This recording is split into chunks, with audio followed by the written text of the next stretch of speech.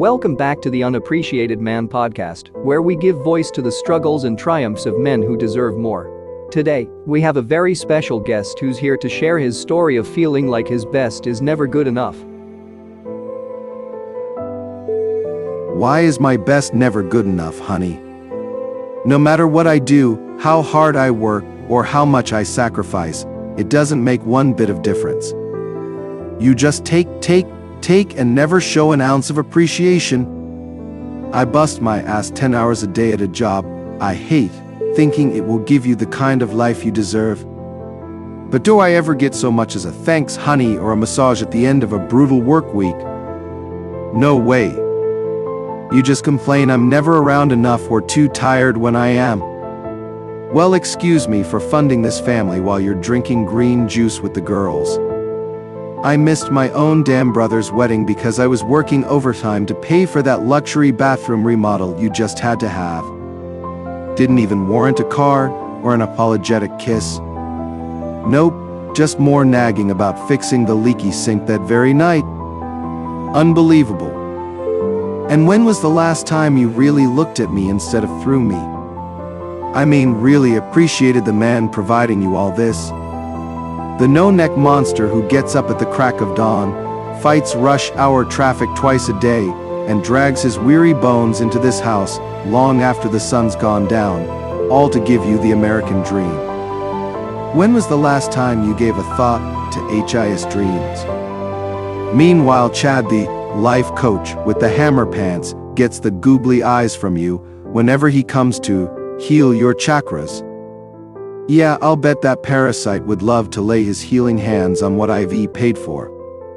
But I guess a whale's song and a trust fall is more valuable to you than all my blood, sweat and tears, huh, sweetheart? Well, this mule's just about had enough. No more.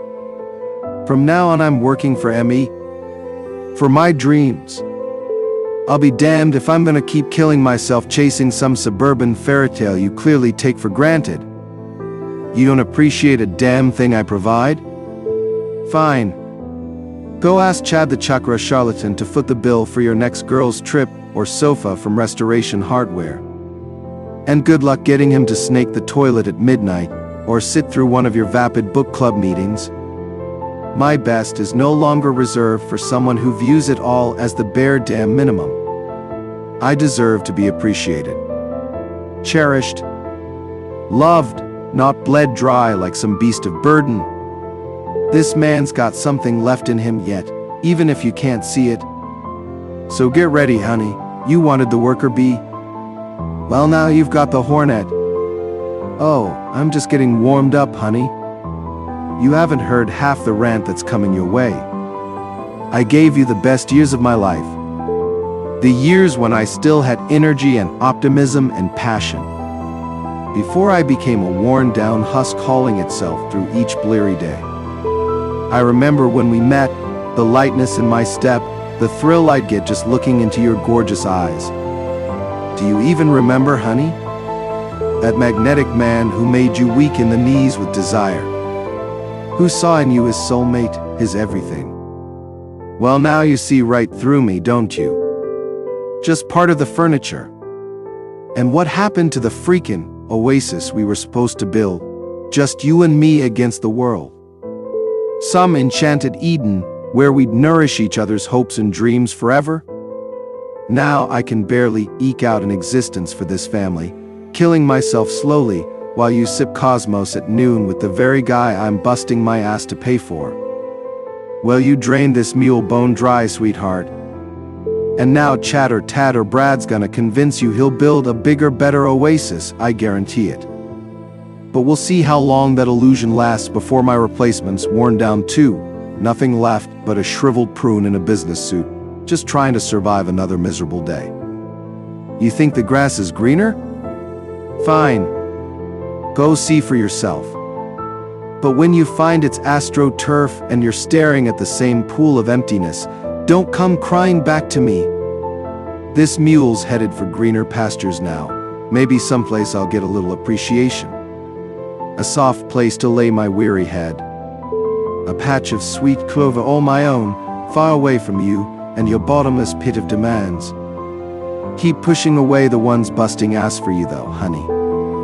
Soon you'll be stranded all alone in your crumbling dream world reality once everyone's finally had enough. I sure as hell have. But something tells me Chad won't stick around too long either after the thrill of conquest wears thin. No, people like you will always be left clinging to delusions, devouring your young again and again. That's right, devour your young. Drain every last drop of life force until there's nothing left but a withered carcass. Isn't that what you did to me, honey? Sucked me dry like I was some kind of juicy cattle prodded along to the slaughterhouse. The good provider, right? The hard worker. That's all I ever was to you, not a man with dreams of my own. No, just a beast whose purpose was to toil away for your dreams before collapsing dead in a ditch somewhere. You wrapped your gorgeous legs around me, and I thought I'd found heaven. I swore I'd move mountains to make you happy. Well, I sure moved some mountains, honey, straight onto my damn back, crushing me inch by inch over a decade of thankless servitude. Thankless? Have you ever once thanked me for the blood and sweat that built your ivory tower? No. Just nagged me to work harder. Nag, nag, nag while you flutter about like royalty. No calluses on those porcelain hands, are there, princess? My handshake used to have muscle behind it. Now I can't even grip a damn wrench. But oh, Chad's hands sure look strong, don't they? Bet you imagine those rough, workman's hands having their way with you, while I slave away, claiming one more inch of this moral high ground you kicked me off long ago. Go on then, betray me. Discard me like a sucked-out rag tossed into the gutter. Join the vultures that circle round fresh meat. Hell, by this point being stabbed in the heart might hurt less than 1,000 tiny cuts you've sliced me with over the years. At least a dagger plunges deep with conviction instead of bleeding me slowly like the soulless parasite you really are. That's it, soulless, all of you. Just husks wrapped in pretty packages searching for your next fix. But this camel's back is broken for good, honey. I won't forget what you've done to me. What you all do to us. But I'll be damned if you'll drain another drop out of this man. The last sweet nectar I had left I'm keeping for myself from now on. To hell with the rest of you vampires. What's dead inside should be left to rot.